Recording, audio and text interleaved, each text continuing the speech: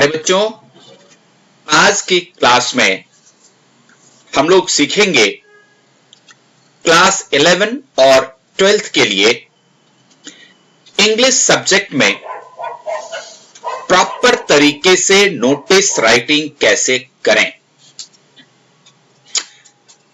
Short composition में notice writing class 12 में compulsorily पूछा जाता है और जो तरीका मैं आपको बता रहा हूं, अगर आप इस तरीके को और फॉर्मेट को फॉलो करेंगे तो आपको नोटिस राइटिंग में पूरे अंक आएंगे।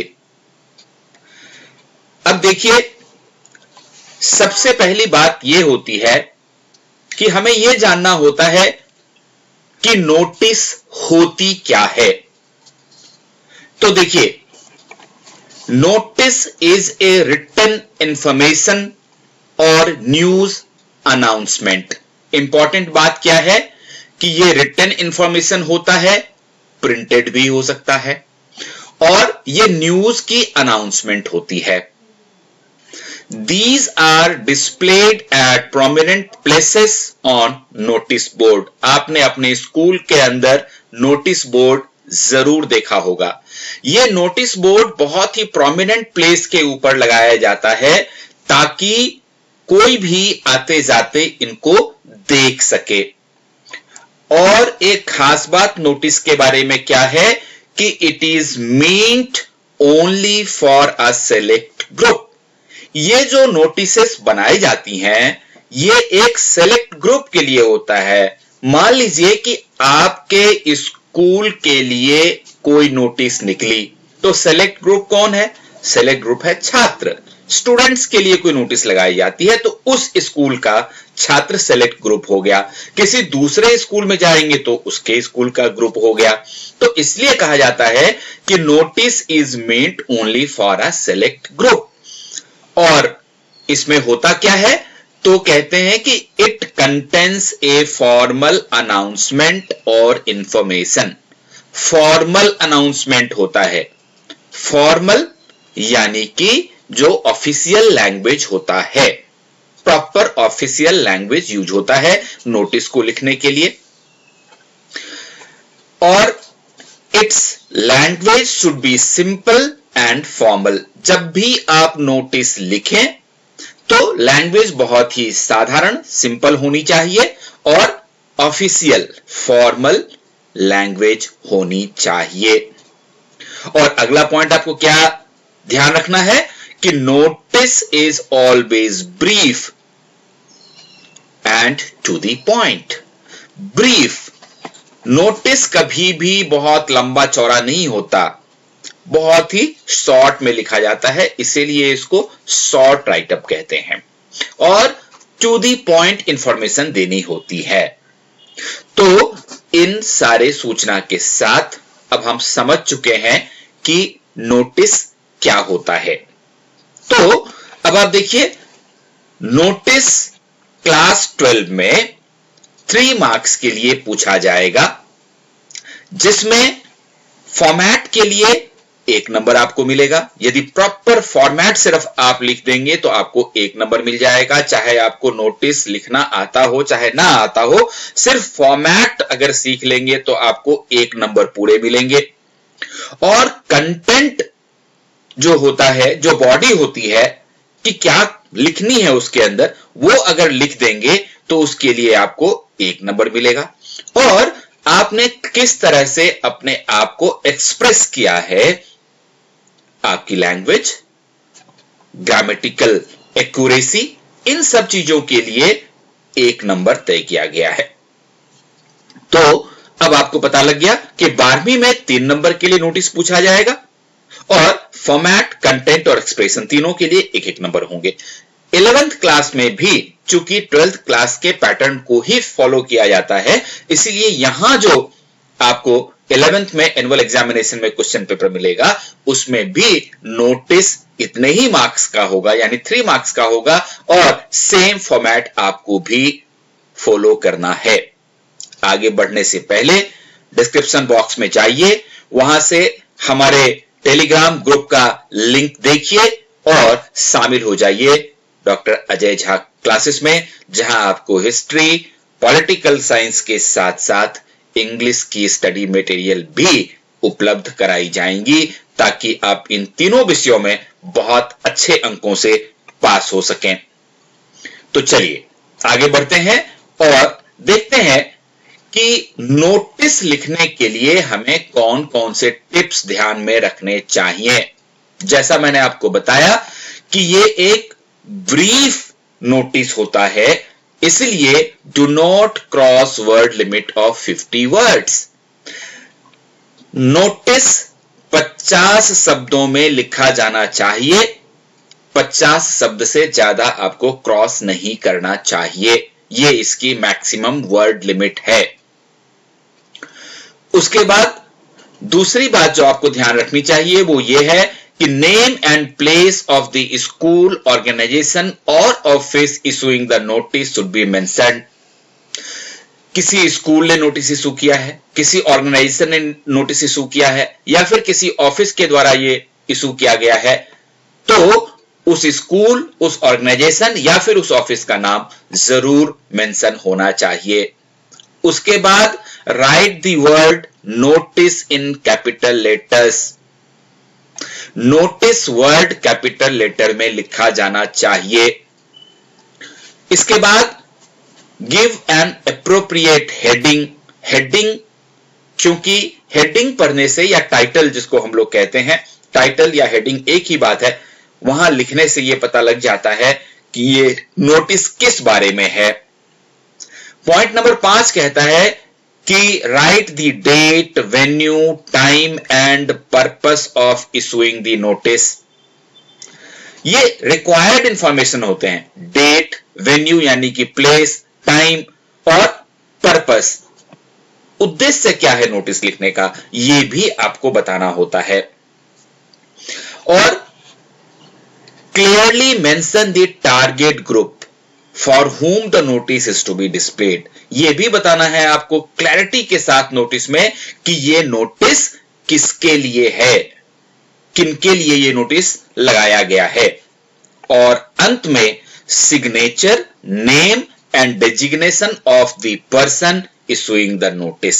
लास्ट में जिस व्यक्ति ने ये नोटिस इशू किया है उसका सिग्नेचर, उसका नाम और उसका डेजिग्नेशन जरूर लिखा जाना चाहिए। और अंत में कभी भी एक बात ना भूलें कि put the notice in a box. Notice को हमेशा बॉक्स में डालना चाहिए। तो चलिए सबसे पहले एक फॉर्मेट देख लेते हैं हम लोग। ये देखिए, ये प्रॉपर फॉर्मेट है। जैसा कि मैंने आपको बताया कि अगर आपको नहीं समझ में आ रहा है कि क्या लिखना है, तो सिर्फ ये जो नोटिस का फॉर्मेट है इसको प्रॉपरली आप देख लें और सिर्फ इतना ही करके छोड़ देंगे तो आपको 1 नंबर मिल जाएगा। तो फॉर्मेट क्या है? सबसे पहले नेम ऑफ द इंस्टीट्यूशन या ऑर्गेनाइजेशन लिख देना है अपने को। सबसे ऊपर टॉप पे name of the institution, name of the school, name of the office, name of the organization जिसने ये नोटिस इशू किया है, सबसे ऊपर उसका नाम आ गया। उसके नीचे देखिए NOTICE नोटिस कैपिटल में हमने लिख दिया। उसके बाद एक स्पेस छोड़ दीजिए और लेफ्ट हैंड साइड में इस लेफ्ट हैंड मार्जिन पे आ जाइए। यहां पर मैं उस दिन का डेट लिख दीजिए। जिस दिन आपका एग्जाम है उस दिन का आप डेट लिख सकते हैं, तो उस दिन की तारीख लिख दीजिए। उसके बाद फिर सेंटर में आ जाइए नोटिस के ठीक नीचे और यहां पर मैं टाइटल या हेडिंग लिख दीजिए, यानी कि जिस बारे में ये नोटिस लिखी जानी है, किस बारे में लिखी जानी है, किस विषय पर लिखा जाना है, वो हेडिंग यहां पर मैं डाल दीजिए।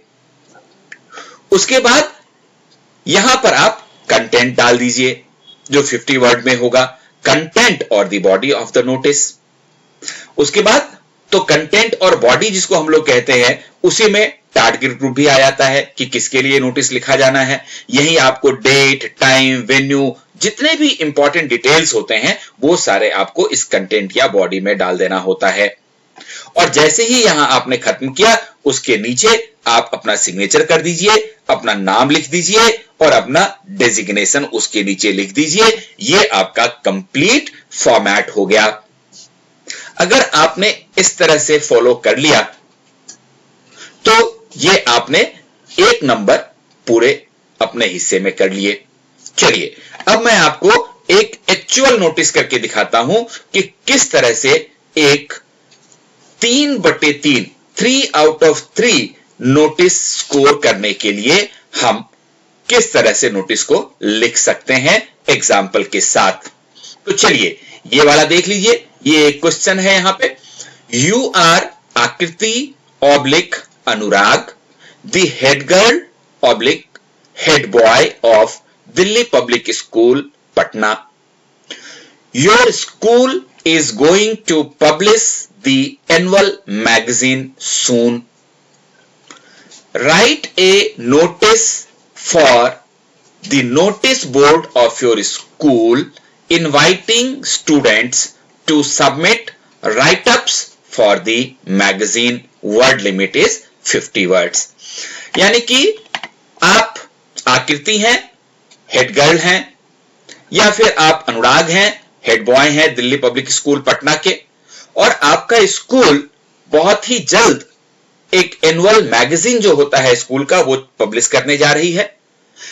आपको हेड बॉय या हेड गर्ल होने के नाते एक नोटिस लगानी है और बच्चों से यह कहना है कि आप अपने राइटअप्स भेजिए ताकि मैगजीन में उसको छापा जा सके। तो अब जिस तरह से पीछे हमने फॉर्मेट दिया अब उसके साथ आप मिलाते चलिए। ये देखिए सबसे पहले हमने दिल्ली पब्लिक स्कूल पटना लिखा यहां पर, जो कि नेम ऑफ द स्कूल है। उसके नीचे हमने लिखा NOTICE नोटिस। अब आज देखिए 22 फरवरी 2021 है, तो हमने यहां पर 22 फरवरी 2021 का डेट दे दिया जिस दिन ये नोटिस जारी की गई है। और उसके बाद नोटिस के ठीक नीचे हम सेंटर में आ गए और यहां पर में हमने लिख दिया राइटअप्स फॉर स्कूल मैगजीन, क्योंकि यही तो हम मांग रहे हैं। ये आप क्वेश्चन में देख सकते हैं, submit writeups for school magazine. तो writeups for school magazine title जब भी आप लिखें, हेडिंग जब भी आप लिखें, तो इस बात का ध्यान रखें कि ये बहुत लंबा नहीं होना चाहिए। 5 से 6 वर्ड में अगर आप समेट पाते हैं अपने हेडिंग को या टाइटल को तो ये बहुत ही अच्छा माना जाता है। अब ये आपने यहां पर में हेडिंग लिख दी, राइटअप्स फॉर स्कूल मैगजीन। अब आइए कंटेंट या बॉडी की बात करते हैं। तो अपने नोटिस को हमेशा इस लाइन के साथ शुरू करना चाहिए। जब भी आप नोटिस लिखें और अपने स्टूडेंट के लिए, टारगेट ग्रुप कौन है आपका? टारगेट ग्रुप है हमारा स्कूल स्टूडेंट्स। तो हम कहां से शुरू करेंगे? This is to inform all the students. जब भी नोटिस लिखें तो ये याद रखें कि हमें यहीं से शुरू करना है। This is to inform all the students that our school is going to publish its annual magazine in the month of March. हमने ये तय किया कि हमारे स्कूल का जो एनुअल मैगजीन है वो मार्च के महीने में पब्लिश किया जाएगा। और आगे हमने क्या बताया कि all those who wish to contribute can submit their write ups to their class teachers latest by 28 February 2021 till 2 PM। अब देखिए कंप्लीट इंफॉर्मेशन हमने दे दिया कि हम कह रहे हैं कि भाई आप अपने राइटअप्स दे सकते हैं। किसको दे सकते हैं? अपने क्लास टीचर्स को दे सकते हैं। किस तारीख तक दे सकते हैं? तो 28 फरवरी 2021 तक दे सकते हैं। और किस टाइम तक सबमिट कर सकते हैं? तो 2 बजे तक आप ये सबमिट कर सकते हैं। अब राइटअप में क्या क्या चीजें हो सकती हैं ये भी आप बता सकते हैं। तो हमने कहा कि write-ups could be on any topic of your choice such as poem, short story, articles, etc. कि ये जो राइटअप होगा वो पोएम हो सकता है, शॉर्ट स्टोरी भी हो सकता है, कोई आर्टिकल भी हो सकता है। तो इस तरह की कोई भी चीज जो आपकी चॉइस हो वो आप लिख सकते हैं। और अंत में ये नोटिस कोई भी हो, स्टार्ट हम यहीं से करेंगे, this is to inform all the students, और एंड में ये वाला लाइन जरूर लिखेंगे। ध्यान रखिएगा, नोटिस किसी भी तरह का हो, अंत में ये वाला लाइन जरूर लिखना है। क्या? फॉर फर्दर इंफॉर्मेशन अंडरसाइंड में बी कॉन्टैक्टेड, कि अब इस संदर्भ में आपको अगर कोई और सूचना चाहिए तो आप नीचे जिस व्यक्ति ने साइन किया है उससे जरूर संपर्क करें। अंडरसाइंड का मतलब होता है जहां जिसका नीचे साइन किया हुआ है, जिसने ये नोटिस इशू किया हुआ है। तो for further information undersigned may be contacted, ये लाइन आपको हमेशा सभी नोटिस के साथ लिखना है, क्योंकि अगर कोई गर्ल लिख रही है तो अपना नाम लिखेगी, जैसे यहां आकृति, और उसके साथ नीचे अपना डेजिग्नेशन लिखेगी, हेड गर्ल। और अगर कोई बॉय लिख रहा है तो यहां जैसे क्वेश्चन में दिया हुआ है अनुराग, तो वो अपना नाम लिखेगा अनुराग और नीचे लिखेगा हेड बॉय। इतना सारा लिखने के बाद इस नोटिस को ये देखिए चारों तरफ से बॉक्स में जरूर डालना है, क्योंकि किसी भी नोटिस को बॉक्स में डालना एक फॉर्मेट का हिस्सा होता है। ये करेंगे इस तरह से। अगर आपने फॉर्मेट को फॉलो किया, कंटेंट में जो जानकारी चाहिए वो दे दी, तो पूरे 3 में 3 नंबर आपको मिलेंगे। तो मैं आशा करता हूं कि अब आप सही तरीके से नोटिस लिख पाएंगे। All the best.